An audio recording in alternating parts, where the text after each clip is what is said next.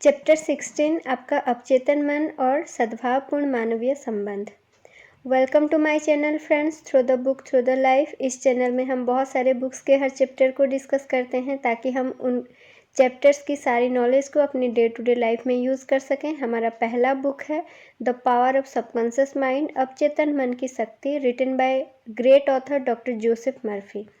अब तक हम अपने सबकॉन्शियस के ज़रिए कैसे हर चीज़ पा सकते हैं उसके बारे में पढ़ा दोस्तों। सारे चैप्टर्स के लिंक के लिए आप लोग आई बटन में क्लिक करके जा सकते हैं या फिर डिस्क्रिप्शन बॉक्स में भी हम दे रखे हैं, वहाँ पर भी आप जा सकते हैं। आज के हमारे इस चैप्टर में हम जानेंगे कि हमारा सबकॉन्शियस का क्या कनेक्शन है हमारे हर संबंध के साथ और ये कैसे हेल्प करता है हमें सबके साथ एक सद्भावपूर्ण मानवीय संबंध बनाने में। वीडियो के एंड तक ज़रूर बने रहिए दोस्तों। जैसे कि आप सबको पता है कि हमारा सबकॉन्शियस एक रिकॉर्ड मशीन है। जो भी इसमें रिकॉर्ड होता है वो उसको बाहरी दुनिया में प्रकट कर देता है। इसलिए आप चाहते हैं लोग आपके बारे में जैसा सोचें, जैसा महसूस करें या आपको जैसे बिहेव करें, आपको वैसे ही लोगों के बारे में सोचना होगा, महसूस करना होगा और बिहेव करना। अगर आप और किसी के लिए नेगेटिव विचार रखते हैं तो उस नेगेटिविटी का छाप पहले आपके मन में पड़ता है और आप वही अपनी ज़िंदगी के ओर खींचते हैं। हम जो भी सोचते हैं बाहरी दुनिया को वही रेडिएट करते हैं और वही हमारे पास ही लौटती है। इसलिए अगर हम भला सोचते हैं तो भला होता है और बुरा सोचते हैं तो बुरा। इसलिए बोला जाता है कि जैसा आप मूल्यांकन करेंगे आपका भी मूल्यांकन वैसा ही होगा। राइटर एक आदमी का एग्जाम्पल दे रहे हैं जो कि न्यूज़पेपर के खबरों से बहुत विचलित हो जाते थे और गुस्सा हो जाते थे और उनकी बीपी भी बढ़ जाती थी। राइटर के सुझाव से उन्होंने जाना कि ये गलती उन राइटर्स की नहीं है जो लोग इस न्यूज़पेपर में कुछ लिखते हैं। वो भी इंडिपेंडेंट हैं अपने विचार रखने के लिए। प्रॉब्लम राइटिंग में नहीं है, उसको लेके उनका जो रिएक्शन करना है वो रिएक्शन में उनका प्रॉब्लम है। उसके बाद उन्होंने इस बात को समझा और धीरे धीरे उस राइटिंग का मजाक उड़ाने लगे, हंसना सीख गए और उनकी बीपी वगैरह उनकी हेल्थ जो था उसमें भी सुधार आने लग गया। राइटर और एक महिला की एग्जाम्पल दे रहे हैं जो कि उनके ही ऑफिस के और जो महिलाएं थे उनके ऊपर बहुत चिढ़ती थी और वो सोचते थे कि वो जो दूसरे महिलाएं थी उनके बारे में अफवाहें फैलाती हैं, उनके बारे में गलत बोलती हैं। राइटर के सुझाव से वो जब अपना प्रार्थना को बदले कि सबके साथ मैं शांति और प्रेम के साथ रहती हूँ, तो धीरे धीरे उनके ऑफिस का जो माहौल था वो पूरा बदल गया और सब कोई घुल मिल के काम करने लगे।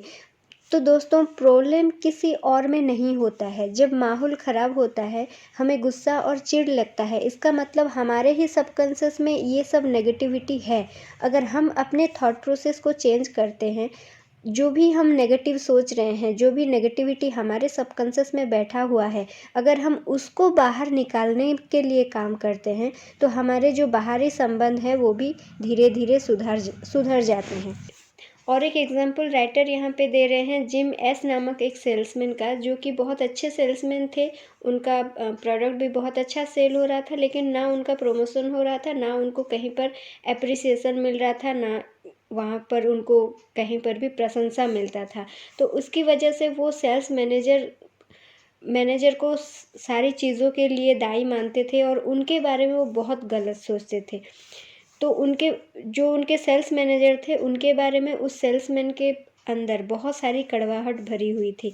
तो ये जो जितने सारे भी ख़राब चीज़ें उनके साथ हो रही थी, जो भी उनका डी ग्रोथ हो रहा था, वो एक्चुअली वो सेल्स मैनेजर की वजह से नहीं, बल्कि सेल्स मैनेजर के लिए उन्होंने जो चीज़ें, जो कड़वाहट अपने सबकॉन्शियस में डाल रखे हैं कि वो मुझे आगे बढ़ने नहीं दे रहा है, वो मुझे हैरान कर रहा है, वो मुझे परेशान कर रहा है, ये सारी जो चीज़ें, यही चीज़ें उनकी ग्रोथ को रोक के रखी हुई थी। उन्होंने वही किया, अपने प्रार्थना को जब बदला और विचार जब बदले तो उनकी ज़िंदगी भी सहज होने लगे। तो दोस्तों, ये जो सारी स्टोरीज़ हम बता रहे हैं ये पूरी डिटेल में बुक में है। अगर आप बुक के थ्रू जाएंगे तो बहुत अच्छा लगेगा।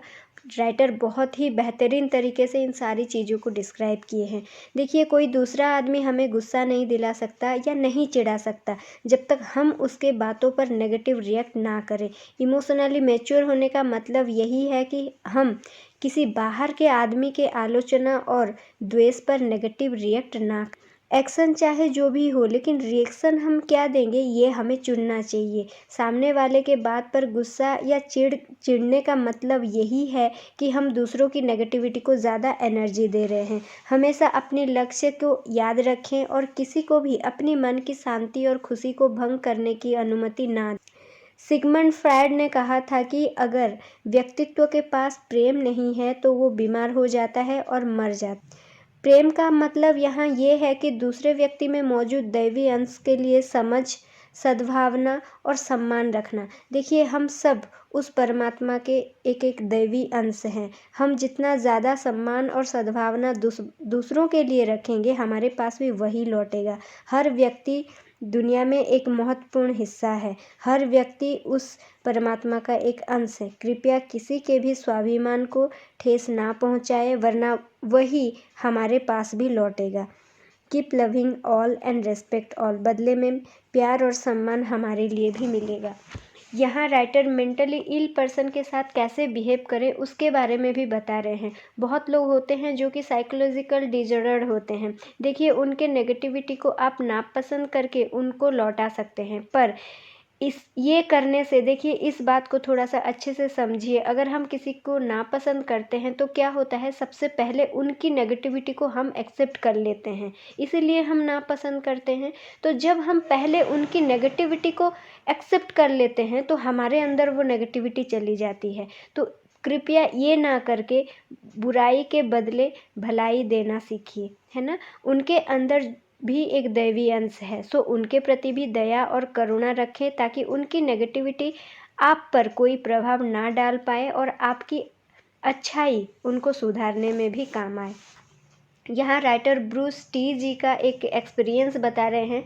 ब्रूस एक सोशल वर्कर थे और उनके टीम में एक ऐसा सदस्य भी थे जिनको ये हेल्प करना अच्छा नहीं लगता था और हर काम में वो दखल देते थे और हर काम में वो कोऑपरेट नहीं करते थे, विरोध करने लग जाते थे। तो टीम के सारे लोग उनको टीम से बाहर करने के लिए बोल रहे थे, पर ब्रूस ने सोचा कि अगर उनको टीम से बाहर कर देंगे, यानी कि उस आदमी की नेगेटिविटी का रिएक्शन नेगेटिव में ही देंगे, तो उसका नेगेटिव और बढ़ जाएगा। इसके बदले उन्होंने एक प्रार्थना तैयार किया कि मेरे टीम के सारे लोग बहुत ही यूनाइटेडली काम कर रहे हैं, सब अपने अपने विचारों पर इंडिपेंडेंट हैं और सबके साथ सामंजस्य बनाए रखे हैं। तो इस प्रार्थना को जब वो दोहराने लगे तो उनके टीम में हर आदमी के अंदर वो यूनिटी बढ़ने लगी और जो उनको कोऑपरेट नहीं कर रहे थे उन्होंने एक प्रस्ताव दिया जो कि बाकी सारे लोगों को पसंद आया और वो सब इस ज़रिए मिल के काम भी करने लगे और उनकी पूरी जो टीम थी उसमें बदलाव आने लगा। बहुत सारे दुखी और नेगेटिव लोग होते हैं जिनको सुखी लोग पसंद नहीं होते। वो वैसे ही लोगों से दोस्ती करते हैं जो लोग दुखी होते हैं या फिर हमेशा कंप्लेन करते रहते हैं। उनको ऐसा लगता है कि अगर मैं दुखी हूँ तो वो कैसे खुश रह सकता है ना। तो अक्सर हमारे लाइफ में ऐसे बहुत लोग मिलते हैं जो हमसे नेगेटिव बिहेव करते हैं, पर अगर हम भी नेगेटिव रिएक्ट करें तो उनकी नेगेटिविटी और बढ़ती है। इसके बजाय हमें अपनी ओरिजिनल रूप में बने रहना है। हमारा एक्चुअल रूप क्या है? शांत, खुश और पीसफुल। धीरे धीरे सब बदलने लगेगा। किसी भी परिस्थिति में अपनी खुद की ओरिजिनलिटी को हमें नहीं छोड़ना चाहिए। यहाँ राइटर एक बहुत ही महत्वपूर्ण बात बता रहे हैं। एलिस नाम का एक यंग लेडी थी जिनको उनके ही ऑफिस के और एक लेडी से बहुत नफरत थी, क्योंकि वो एलिस से ज़्यादा सुंदर भी थी, खुश भी थी और समृद्ध भी थी। और थोड़े दिन के बाद ये भी पता चला कि कंपनी के सीईओ से उनकी सगाई हो गई है, जिससे एलिस पहले से चाहती थी। जिससे एलिस नफ़रत करती थी। शादी के एक दिन बाद वो अपनी बेटी के साथ ऑफिस आई, जो कि उसके पहले पति से हुई थी। तो एलिस को ये पता ही नहीं था कि वो पहले से शादीशुदा है, उनकी एक बेटी भी है और उनकी जो छोटी बेटी है उनके पैरों में स्टील की प्लेट भी लगा हुआ था, है ना।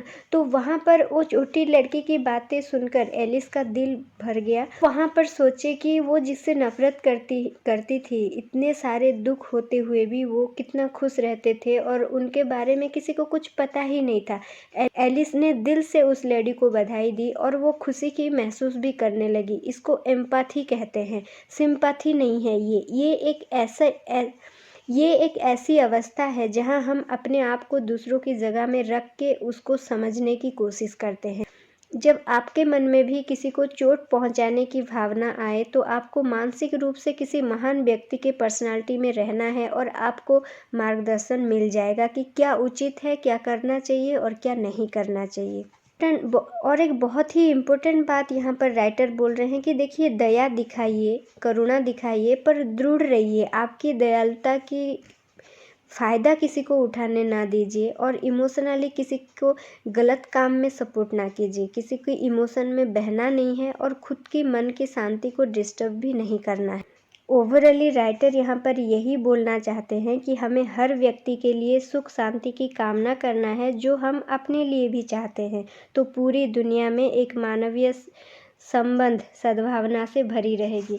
इन सारी बातों को आप सब अपनी ज़िंदगी में अप्लाई करें और अपने दोस्तों को भी शेयर करें, ताकि हम ज़्यादा से ज़्यादा अच्छाई, प्रेम और सद्भाव फैला सकें, ताकि वही सब हमारे जीवन में भी 100 गुना होके लौट आए। सबके सुख कामना करते हुए इस चैप्टर को हम ख़त्म करते हैं। मिलते हैं अगले चैप्टर में। So stay happy, stay blessed, because we deserve it. Thank you.